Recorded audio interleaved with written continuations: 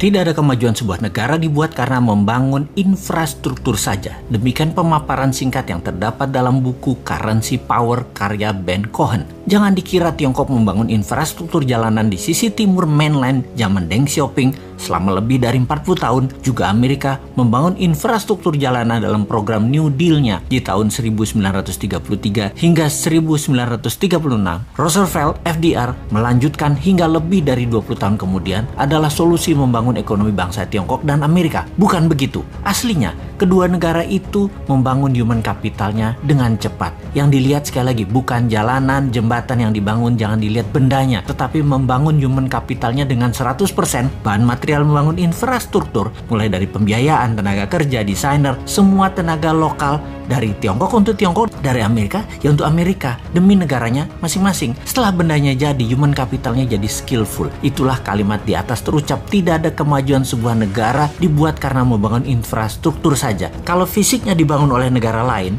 desainnya dibangun oleh negara lain, uangnya oleh negara lain, teknologinya dari negara lain, materialnya dari negara lain, itu membangun apa? Disinilah kita harus memfokuskan di dalam bangun negara ini secara sesungguhnya. Pembelajaran rakyat Tiongkok tidak berhenti di situ. Terus berlanjut di mana misalnya di tahun 1980-an ada jutaan orang Tiongkok belajar ke seluruh dunia dan terus dilanjutkan hingga saat ini.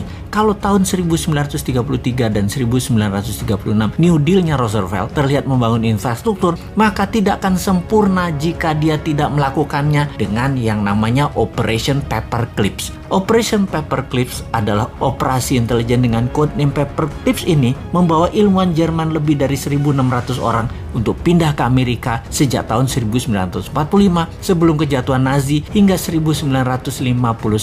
Sampai dua presiden setelah FDR, yaitu sampai Truman dan Eisenhower, Amerika melakukan human kapitalisasi besar-besaran. Yang lokal dikembangkan potensinya maupun yang menghijack dari bangsa lain dengan imbalan uang dan kenyamanan kehidupan yang makmur di Amerika. Inilah kemudian yang membuat Amerika di tahun 70-an mulai menunjukkan kejeniusannya bernegara. Apa yang dilakukan Amerika dengan MMT-nya Michael Hudson, yaitu melepas emas sebagai underlying dolar, alias dolar dicetak tidak lagi berdasarkan emas tetapi berbasis proyek produktif dan hutang, termasuk hutang ke negara lain. Melakukan strategi petrodolar, menguasai minyak, gas, energi dunia, membuat dolar sebagai senjata ekonomi dengan menguasai 60% transaksi dunia pada saat ini. Dan sampai saat ini penguasaan 60% world wealth atau kekayaan dunia melalui Wall Street dan kekuatan politik luar negerinya, Amerika lah rajanya. Tiongkok tak kalah strateginya. Ketika Anda bertemu dengan petinggi PKC Partai Komunis Cina, para elitnya, tidak ada yang tidak bisa berbahasa Inggris. Karena kebanyakan mereka adalah S1 atau S2-nya, bahkan S3-nya itu di luar negeri semua. Bernegara satu partai itu membuat abdi negaranya, pegawai negerinya harus berstandar scholar, orang makan sekolah semua. Ketika Xi Jinping 2013 menjadi presiden Tiongkok dan ketua PKC Partai Komunis Cina, mulailah langkah pembersihan dari korupsi. Puncaknya dilakukan, dia menghukum lebih dari 1 juta orang anggota partai yang korupsi,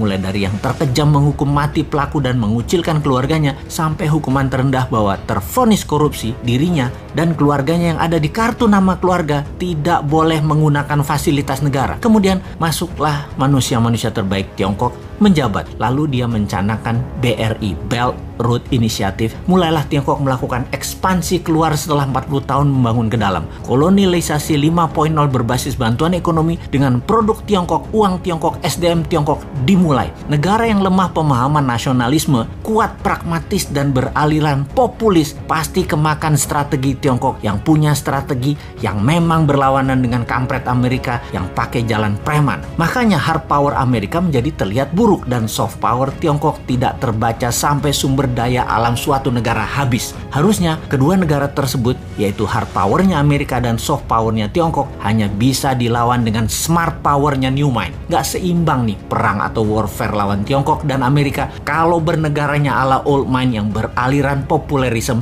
dan tidak terlalu nasionalis, lebih miring ke oligar, ke globalis dan kekuatan besar dunia lainnya. Kalau New Mind ngelawan pasti karena beda bernegaranya. Amerika dan Tiongkok akan respect, bahkan takut. Bukan kayak sekarang jadi babunya mereka. Kita dari dulu nggak pernah dianggap mitra oleh Amerika, tapi babu. Dengan Tiongkok terlihat santun Tiongkok itu, tapi strategi pedagang Kalau ada maunya mereka itu ngeri deh. Tiongkok kalau lihat peluang untuk kaya dan sukses, mereka jago dah di dalam menjilat dan bermanis-manis lambe kepada siapapun. Jadi yang ke depan kita harus lakukan adalah benar. Human capital kita perkaya ilmu sainsnya dengan mengirim pembelajar 10 juta orang ke luar negeri dalam 5 tahun ke depan. Lalu bubarkan semua aturan yang ada dalam birokrasi serta perizinan untuk usaha. Tidak ada izin apapun untuk berusaha kecuali berdagang dan berbisnis barang berbahaya dan strategis seperti dunia aviasi, kesehatan, dan jasa keuangan, lalu produksi senjata, serta mineral langka juga berharga. Itu yang baru ada izinnya. Yang lainnya